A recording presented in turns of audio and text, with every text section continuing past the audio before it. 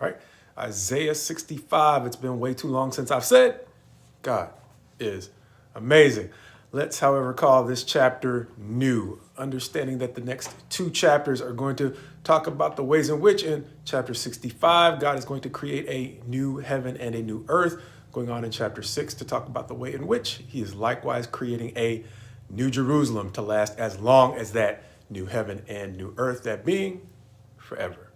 Understanding that, chapter 65 is generally going to break down as a chapter in which he is going to describe himself as reaching out to a people who flat out rejected him. However, in addition to rejecting him, they are going to have provoked him. He is going to repay their provocation, but he is not going to make a complete end to them the way he did Sodom and Gomorrah, even though the prophet Ezekiel is going to liken them to Sodom and Gomorrah. He is, however, going to leave them a remnant, similar to what we saw in the earliest chapters of Isaiah. And for that remnant, he is going to seem to create the new heaven and the new earth, thus the title. However, breaking the chapter down in a little bit more detail, verse 1 is going to talk about the way in which he was ready to be sought by those who did not ask for him.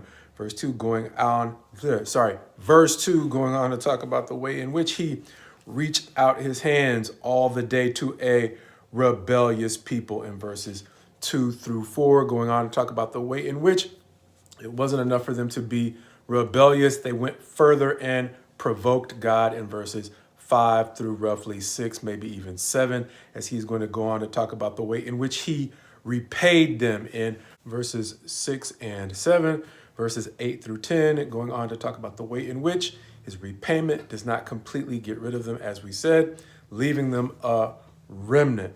Going on to compare, in much the same way the Proverbs compared the righteous to the wicked, he's going to start out with a general comparison between the remnant and the rest, going on, though, to make itemized comparisons between the blessings awaiting the remnant and the misery essentially waiting the rest.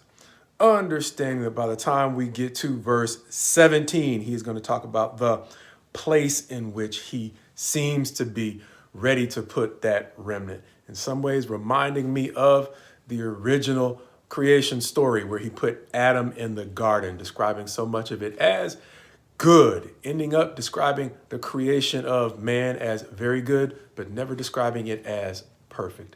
Understanding that when the Christ came, one of the first things he did in the Sermon on the Mount is elevate the standard, talking about the ways in which whatever the standard was before, he is now calling us to perfection, because it seems that he is now trying to perfect a place for us to rest. Understanding that, verse 17 through the end of the chapter, verse 25, are going to describe in some detail the new heaven and the earth, with a shout out to the new Jerusalem, which he's going to talk about in more detail in chapter 66.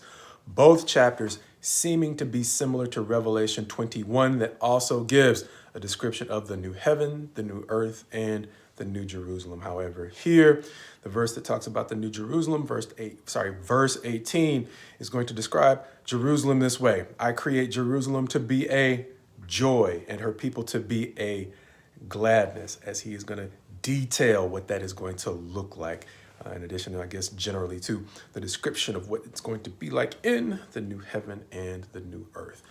However, closing out the chapter, he is going to talk about in verses 24 and 25, the way in which, in comparison to the uncertainty of previous chapters, where the things that got them carted off into captivity are going to leave them uncertain about how long this is going to last. It's going to talk about the way in which, before they even call, he will answer, as opposed to the times when they called and wondered, when was their suffering going to end?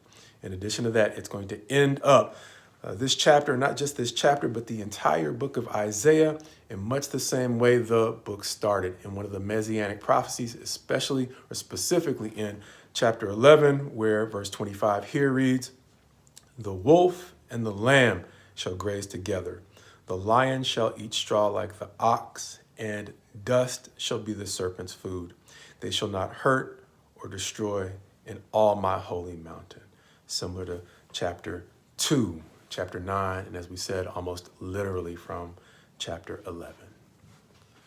The thing that quite possibly caught my attention most coming from verse 16, describing the one who is making all this possible this way, so that he who blesses himself in the land shall bless himself by the God of truth. And he who takes an oath in the land shall swear by the God of truth, because the former troubles are forgotten and are hidden from my eyes. Understanding that verse reminded me of the saying in our courts, you swear to tell the truth, the whole truth, and nothing but the truth.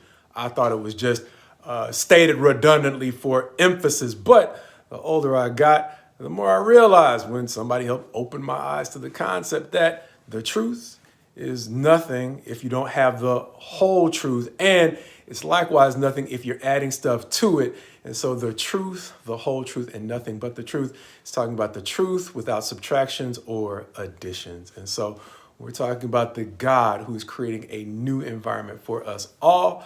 It likewise, as we have talked about in the chapters that remind us that we will not be saved on our own terms, it would likewise be good for us to understand the environment that he is creating for us. And while we have time, to ask him to help us get fully prepared for a place of the truth, the whole truth, and nothing but the truth.